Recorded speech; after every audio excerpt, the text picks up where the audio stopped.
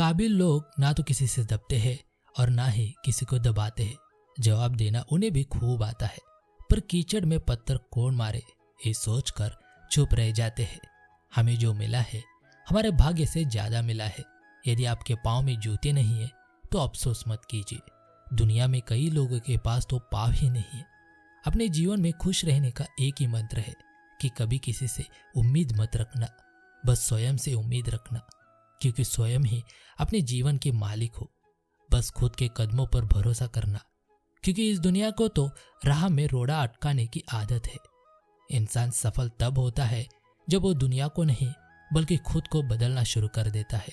खुद को मजबूत करने का असल मजा भी तब है जब सारी दुनिया मिलकर आपको कमजोर करने में लगी हो। जिंदगी जिन्हें खुशी नहीं देती उन्हें तजुर्बे बहुत देती है। सच कहा है किसी ने, जो सहना सीख जाता है वो इस दुनिया में रहना सीख जाता है। जीवन जीने के केवल दो ही तरीके होते हैं, एक ऐसे जैसे कुछ भी चमत्कार नहीं है, दूसरा सब कुछ एक चमत्कार है। अच्छे दोस्त, अच्छी किताबें और एक गहरी अंतरात्मा, यह एक आदर्श जीवन है। जिन्होंने खुद को जीत लिया उनके लिए इच्छा तो एक मित्र के भांति है, परंतु यह उन लोगों का दुश्मन है जिन्होंने अपने अंतरात्मा को प्राप्त नहीं किया है। सर्वोच्च वास्तविकता उन लोगों की चेतना में प्रकट होती है जिन्होंने खुद को जीत लिया है। शांत मन में ध्यान की गहराइयों में आत्मा स्वयं को प्रकट करती है। स्वयं के माध्यम से स्वयं को देखकर एक आकांक्षापूर्ण पूर्णता के आनंद और शांति को जानता है। कोई भी जो अच्छा काम करता है उसका कभी भी बुरा अंत नहीं होगा, ना तो यह और ना ही आने वाले युग में। गंभीर तपस्या और ज्ञान मार्ग से ध्यान श्रेष्ठ है। श्री कृष्ण कहते हैं, मुझ पर अपना मन लगाकर योग के अभ्यास से स्वयं को अनुशासित करो। इंद्रियों से मिलने वाला सुख पहले तो अमृत जैसा लगता है, लेकिन अंत में महाविष के समान कड़वा होता है। जब ध्यान में महारत हासिल हो जाती है तो मन हवा रहित ध्यान में दीपक की लौ की तरह अडिग रहता है। ज्ञान की भेंट किसी भी भौतिक भेंट से बेहतर है, क्योंकि सब कर्मों का लक्ष्य आत्मिक बुद्धि है। जैसे आग की गर्मी लकड़ी को राख कर देती है, वैसे ही ज्ञान की आग सभी दुष्ट कर्मों को भस्म कर देती है। हर व्यक्ति का विश्वास उसकी प्रकृति के अनुसार होता है। बुद्धिमान व्यक्ति कामुक सुख में आनंद नहीं लेता। जो कार्य में निष्क्रियता और निष्क्रियता में कार्य देखता है वो एक बुद्धिमान व्यक्ति है। बुद्धिमान व्यक्ति को समाज कल्याण के लिए बिना आसक्ति के काम करना चाहिए। कर्म योग वास्तव में एक परम रहस्य है। कर्म उसे नहीं बांधता जिसने काम का त्याग कर दिया है। अपने अनिवार्य कार्य करो, क्योंकि वास्तव में कार्य करना निष्क्रियता से बेहतर है। ज्ञानी व्यक्ति ज्ञान और कर्म को एक रूप में देखता है, वही सही मायने में देखता है। प्रबुद्ध व्यक्ति के लिए गंदगी का ढेर, पत्थर और सोना सभी एक समान है।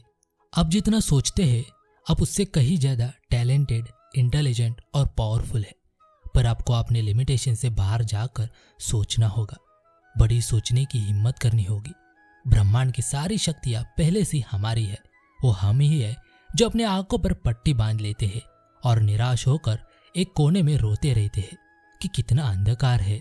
यदि आपको कुछ मांगना ही है तो परमात्मा से मांगो, क्योंकि परमात्मा ही हमें अच्छी तरह से समझ सकते हैं और जरूरतें पूरी कर सकते हैं। इसलिए परमात्मा से संबंध अच्छे बनाए रखो। सलाह देने तो हजारों आते हैं, पर जब साथ देने का वक्त आता है तो सब पीठ फेर देते हैं। तब हमें परमात्मा ही मदद करते हैं। जब आप जीतेंगे, कामयाब होंगे, तो लोग आपसे मिलेंगे, आपसे बातचीत करेंगे, क्योंकि जो लोग आपके साथ हैं वो कल आपके खिलाफ हो सकते हैं।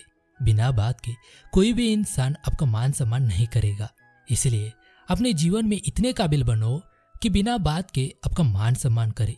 भगवान कहते हैं, सोने से पहले तुम सभी को माफ कर दिया करो और तुम जागने से पहले मैं तुम्हें माफ कर दूंगा।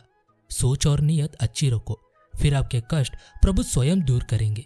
याद रखना, भगवान से कभी उम्मीद छोड़ना नहीं और दुनिया वालों से कभी उम्मीद रखना नहीं है। एक बात याद रखना, किसी के सामने रोने से ना मदद मिलेगी ना सम्मान मिलेगा। इसलिए अपने स्वाभिमान को बनाए रखना। यदि आपकी किस्मत में होगा तो आपको खुद ब खुद ही मिल जाएगा। दूसरों को हराने का मौका मत दो, बस स्वयं को आगे ले जाने के लिए प्रेरित करो। सबसे सुंदर रिश्ता दो आंखों का होता है। जिंदगी भर एक दूसरे को देखे बिना एक साथ खुलते हैं और एक साथ ही बंद होते हैं। एक साथ रोते हैं और एक साथ सोते हैं। पेड़ बूढ़ा ही सही पर आंगन में रहने दो। यदि फल नहीं दे रहा है तो अवश्य वो छाव देगा। ठीक उसी प्रकार माता पिता बूढ़े ही सही पर घर में रहने दो। धन संपत्ति तो कमा नहीं सकते लेकिन आपके बच्चों को संस्कार अवश्य देंगे। जिंदगी चलती है, चलते रहो, वक्त के साथ थोड़ा बदलते रहो। मुश्किल राह भी निकल जाएगी, ठोकरें खा के भी थोड़ा संभलते रहो। उम्र भर कोई यहाँ साथ नहीं देता, अकेले होकर भी थोड़ा हंसते रहो। कोई खुशबू, कोई स्थिति ऐसी नहीं है जो जिंदगी भर एक सी रहती हो। छोटा सा जीवन है आपका, छोटे से जीवन में फूल की तरह महकते रहो। अपने सपनों को पूरा करने के लिए कभी भी अपनों से दूर मत होइए, क्योंकि अपनों के बिना सपनों का भी कोई मोल नहीं होता। अपनों की कोई बात बुरी लगे तो खामोश हो जाइए। यदि वो अपने हैं तो समझ जाएंगे और यदि न समझे तो आप समझ लेना कि वो अपने ही नहीं है। अभिमान नहीं होना चाहिए कि मुझे किसी की जरूरत नहीं पड़ेगी, और यह वहम भी नहीं होना चाहिए कि सबको मेरी जरूरत पड़ेगी। मदद सबकी करो मगर आशा किसी से मत रखो, क्योंकि सेवा का सही मूल्य ईश्वर ही दे सकते हैं। जितना हो सके खामोश रहना ही अच्छा है, क्योंकि सबसे ज्यादा गुनाह इंसान से उसकी जुबान ही करवाती है। जो बीत गया उस पर दुख क्यों करना, जो है उस पर अहंकार क्यों करना, और जो आने वाला है उसका मोह क्यों करना। नकारात्मक विचारों का आना तय है, लेकिन यह आप पर निर्भर करता है कि आप उन्हें महत्व देते हैं या फिर अपने सकारात्मक विचारों पर ही ध्यान लगाए रहते हैं। जो आपका है वो आपको मिलकर ही रहेगा, जो आपका है वो आपको मिलकर ही रहेगा, फिर चाहे उसे छीनने के लिए पूरी कायनात एक हो जाए। प्रेरणा का सबसे बड़ा स्तोत्र आपके अपने विचार है, इसलिए बड़ा सोचे और खुद को जीतने के लिए हमेशा प्रेरित करे। अगर आप अपनी गलतियों से कुछ सीखते हो तो गलतियां सीढ़ियां बनती है, और अगर नहीं सीखते हैं तो गलतियां सागर है। फैसला आपका है, चढ़ना है या डूबना है। इस दुनिया में कोई भी पूरी तरह से सही नहीं है, इसलिए लोगों की अच्छाइयों को देखकर उनके साथ अच्छे रिश्ते बनाए। मानव कल्याण ही भगवद गीता का प्रमुख उद्देश्य है, इसीलिए मनुष्य को अपने कर्तव्य का पालन करते समय मानव कल्याण को प्राथमिकता देनी चाहिए। श्री कृष्ण कहते हैं, जन्म लेने वाले की मृत्यु निश्चित है और मरने वाले का जन्म निश्चित है, इसलिए जो अटल है, अपरिहार्य है, उसके विषय में तुमको शोक नहीं करना चाहिए।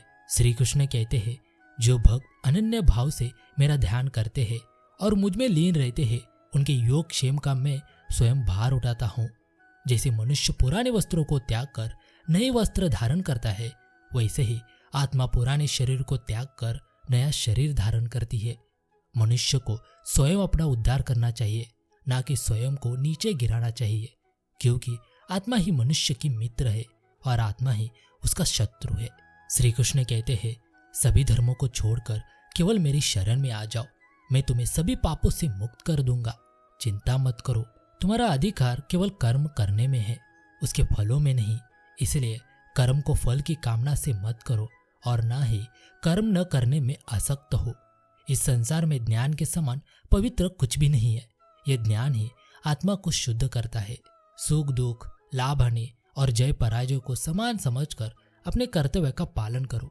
ऐसा करने से तुम पाप के भागी नहीं बनोगे। हम जितने ही शांत चित्त होंगे और हमारे स्नायु जितने शांत रहेंगे, हम उतने ही अधिक संपन्न होंगे और हमारा कार्य भी उतना ही अधिक श्रेष्ठ होगा। जिसे अकेले में रोकर चुप होना और अपना दर्द छुपाना आता है, वो इंसान आज दुनिया में सबसे ताकतवर है। जब किसी को चाहो तो ये उम्मीद मत करो कि वो भी तुम्हें ही चाहे। कोशिश करो तुम्हारी चाहत ऐसी हो कि उसे तुम्हारे सिवा किसी और की चाहत पसंद ही ना आए।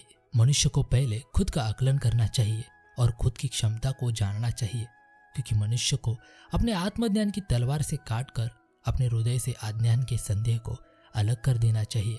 जब तक मनुष्य खुद के बारे में नहीं जानेगा, तब तक उसका उद्धार नहीं हो सकता।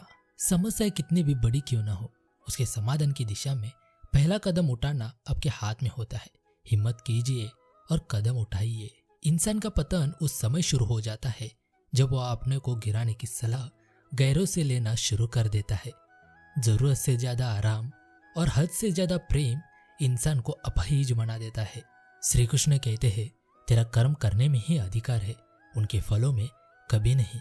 इसलिए तू कर्मों के फल का हेतु मत हो तथा तेरे कर्म न करने में भी आसक्ति ना हो। हे अर्जुन, जो होने वाला है वो होकर ही रहता है और जो नहीं होने वाला वो कभी नहीं होता। ऐसा निश्चय जिनकी बुद्धि में होता है उन्हें चिंता कभी नहीं सताती है।